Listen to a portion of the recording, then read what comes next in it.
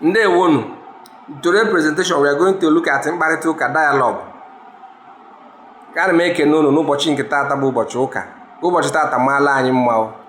Ka ọ maala anyị mma na eke, maala anyị mma na orie, maala anyị mma na afọ, maala anyị mma na nkwọ.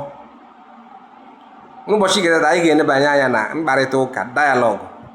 Nke mbụ, biko onye ọkada buga m n'ọdụ ụgbọala na-aga Lagos. Ọkada driver, please take me to Lagos Park. Ka abụọ, ego ole ka m ga-akwụ gị? How much will I pay you?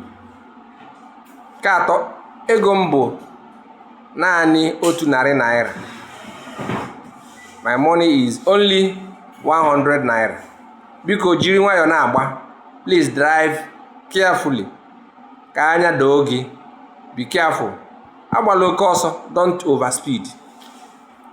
Biko ị na-agba oke ọsọ, please. Your speed is too much. Oke ọsọ na-egbu egbu, speed kills. Biko lezie anya tupu ị gbafee ụgbọala ọbụla.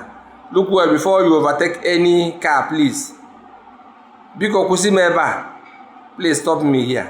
Imeela, thank you. Biko onye ọbụla gba mbọ tụsasị ozi a ka ụmụ anyị dị n'ebe dị iche n'afọ ihe anyị na-eme n'Igbo. Daalụnụ, ndewonu.